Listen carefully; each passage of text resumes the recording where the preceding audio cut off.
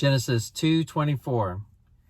Therefore shall a man leave his father and his mother, and shall cleave unto his wife, and they shall be one flesh. Hi, my name is Joe. And I'm Lori. And we are recording in the car right now. And it's because we have a house full, which is good. It's a good thing. And we have full schedules. So we're doing this right now to make it work. Which brings us to our topic today. Do you want to go ahead and tell us what the topic is? Sure, and it's super fitting. So we're talking about outside influences and how they can affect your marriage. So we've talked about this a lot this week, babe, but I'd like to ask you, what were your top issues that you found that can influence or impact our marriage? Okay, so outside influences that can impact our marriage. I think a big one, the Bible verse that we read alludes to it, and it's family.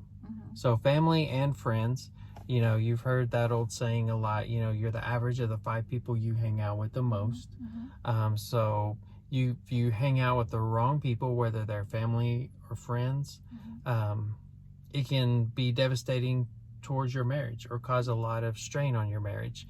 So hang out with the right kind of people that's not going to pull you away from your marriage, but inspire you to have a more biblically minded marriage. So what about you? That's good. So my 2 main ones, and these are definitely good things, like I would count these as blessings in my life, but they can be very time consuming and draw my focus away from being intentional in my marriage. And those are our kids. So we homeschool, and when you homeschool, your kids are used to getting a lot of your attention. So it's really easy for me to just turn to them, to the kids, and try to meet their needs before I'm even considering yours. So I would think that that's one. And then activities. I love to be busy. I love to volunteer. You're laughing. I know. I can tell. I know what you're thinking. So, and those are all good things. Even our work in the ministry, you know, those are really great things. The Lord wants us to do those things. Yeah. But when they take up so much of our time that we begin neglecting each other, that then something has to change. Then they become a negative influence. Right. Yep.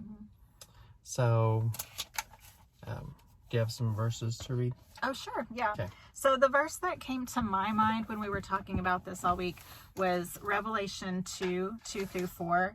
And I just want to start by saying, you know, we don't want to overread things in scripture ever. You know, we need to be very mindful of that. And in this passage, Jesus is revealing to the church at Ephesus, you know, a prophecy, what is going to happen. So while I don't feel like this is written about marriage, I think it's definitely a good biblical example of how a relationship can get neglected and what can happen. So I want to just read that really quickly.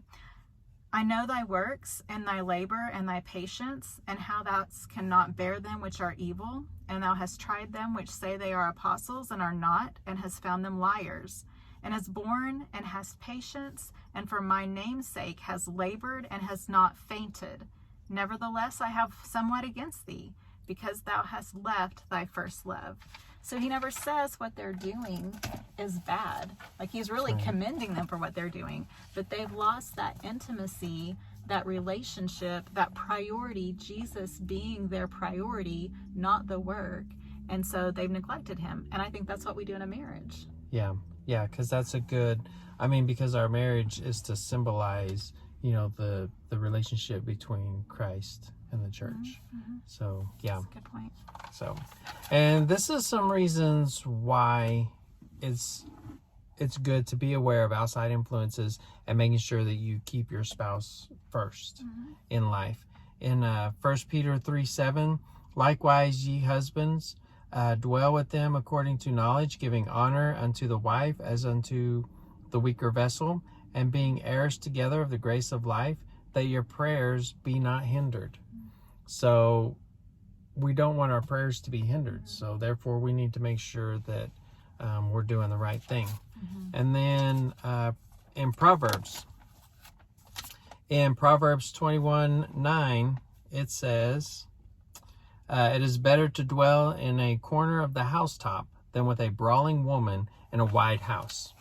So it's good to just have your priorities right, so there's peace. Right. in your So household. where are you spending your time? Are you in the corner? Where is your husband tonight? Is he in the corner of the rooftop? If so, you might want to address some of these issues.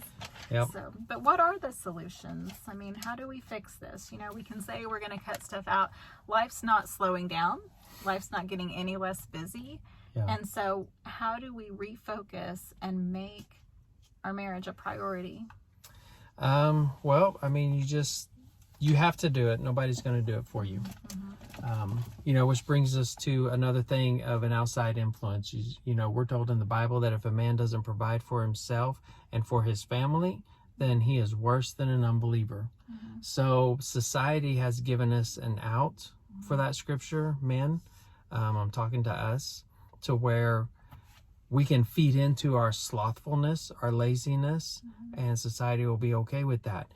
But we don't need to let outside influences dictate to us what a biblical marriage is.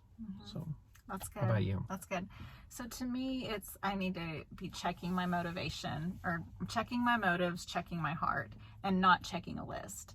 Because just because we got the laundry done and we ran the errands and we did what our husband asked us to do and we checked off the list, that doesn't even mean that we're being fully intentional. Like, are we doing that out of love? Just like with the church in Ephesus, what was your motivation? Is it the love of Christ? Is it my love for my husband that I'm doing these things? Or am I just trying to get through another list? So I think that's important for me. And just remembering to choose best over good. Choose best over good. Okay, well, let's leave it at that. Choose best over good. All right, thank you. Thanks.